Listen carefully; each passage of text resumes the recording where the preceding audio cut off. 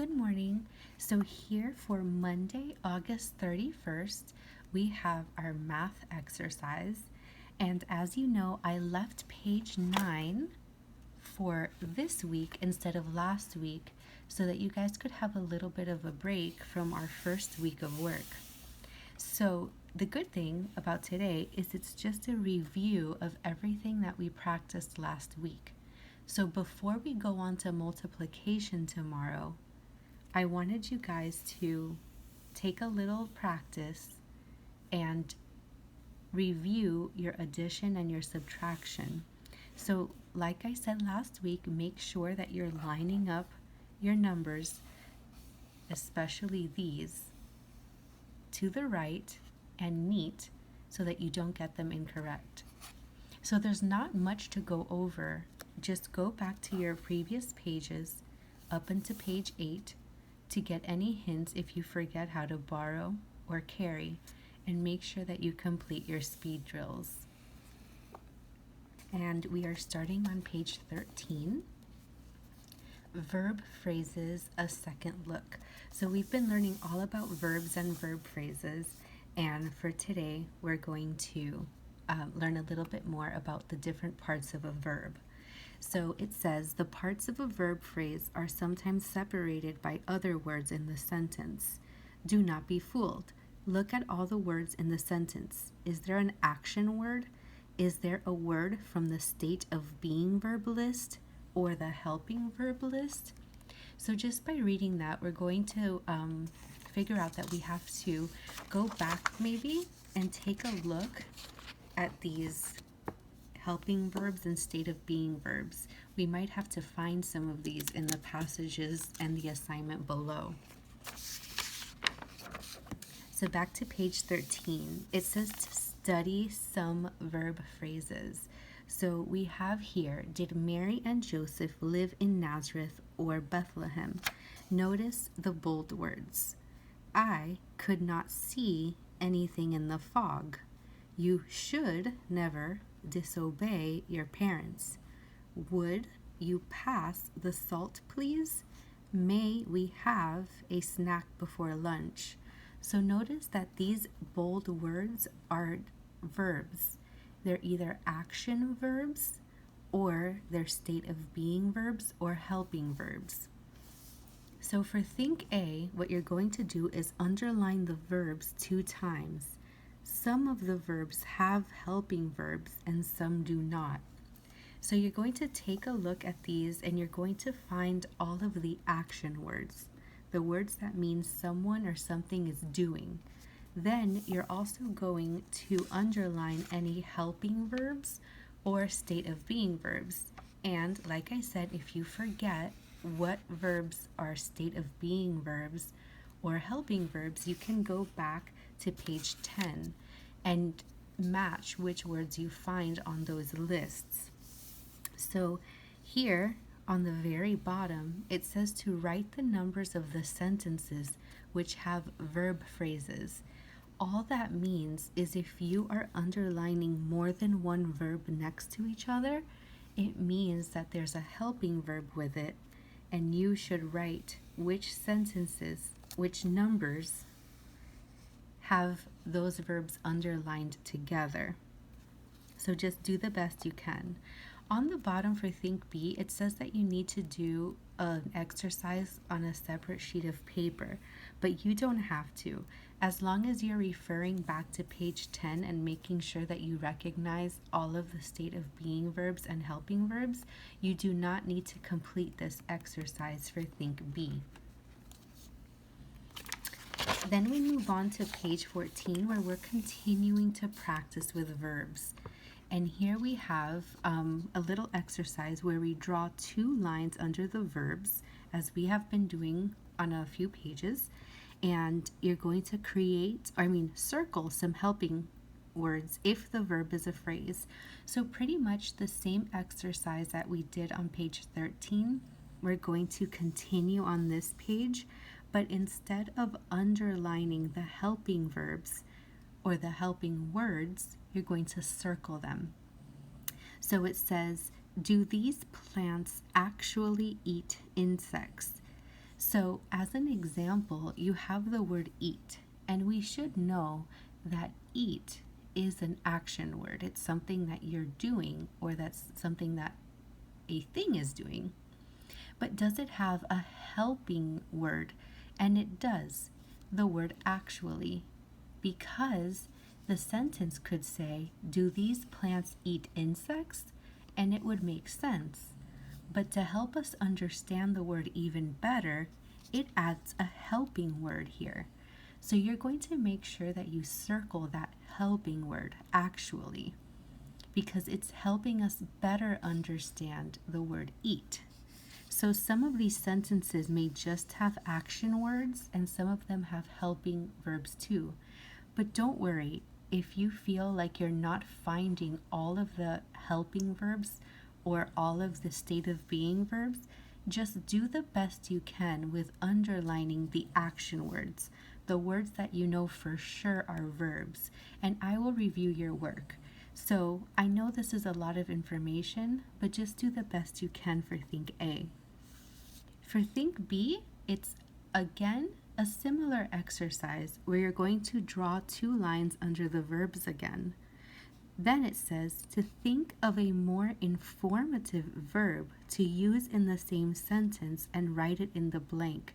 You may use a dictionary or thesaurus.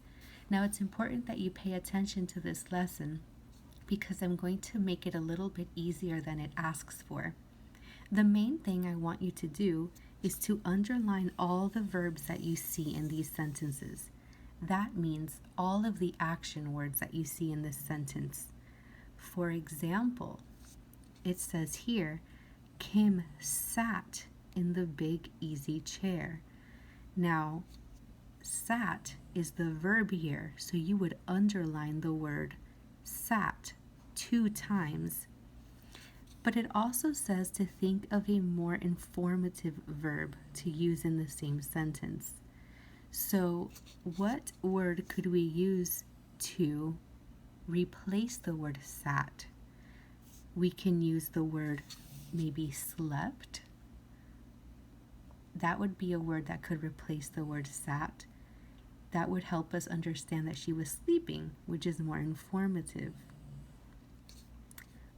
To use a helping verb, for example, for number 2, it says, the tired baby cried.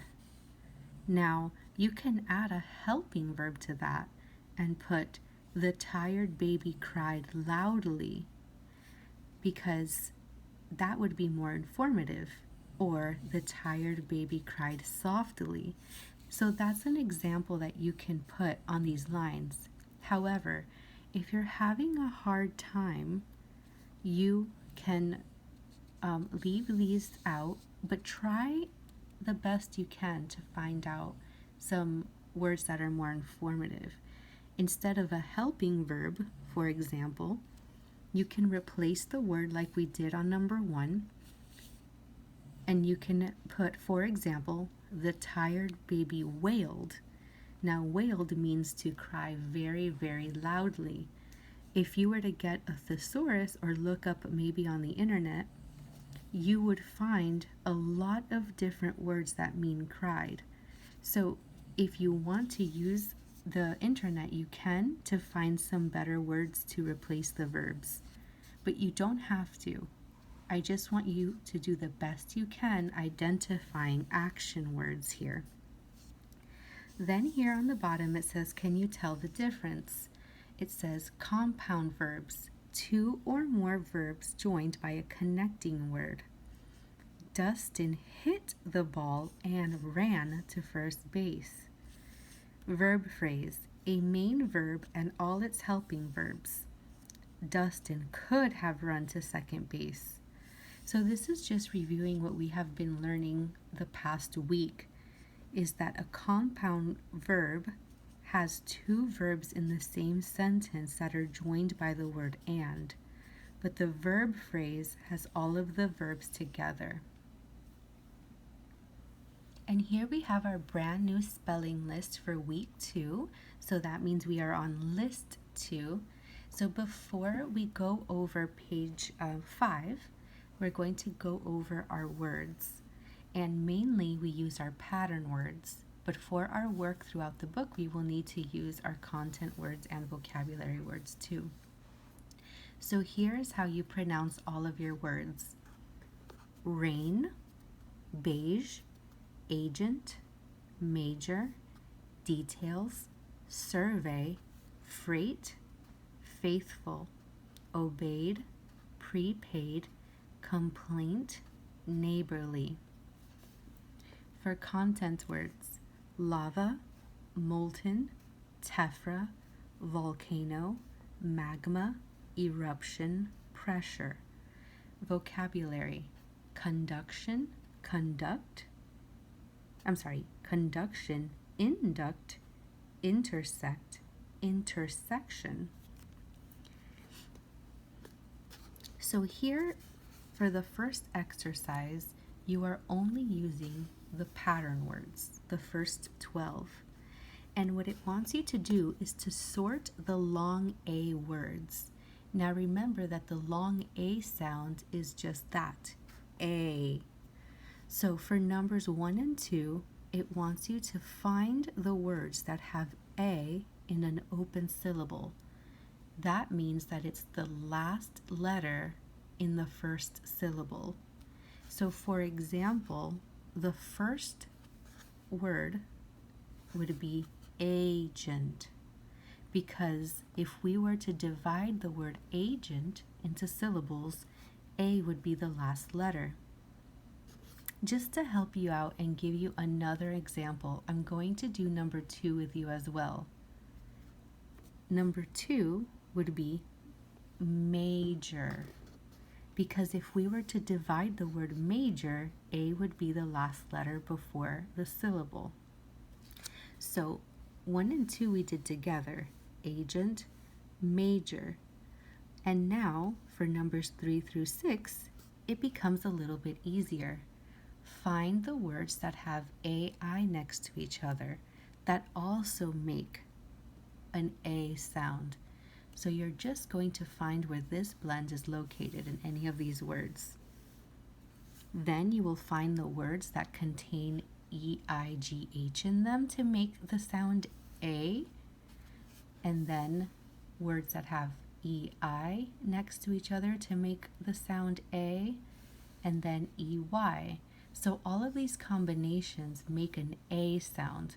So you're just matching which words contain these blends. Then here again, just like we did last week, we have our content words. So here you're going to use this list only with a few hints because it gives you the first letter, and you're going to fill this in. If you're unsure of the words that have the same letter as the first letter, make sure that you go to the back of the book into the glossary and find out the meaning. That way you can better understand the word and be able to fill in the words according to the sentence. So please take the time to read these sentences, even out loud, if it means it can help you better understand them.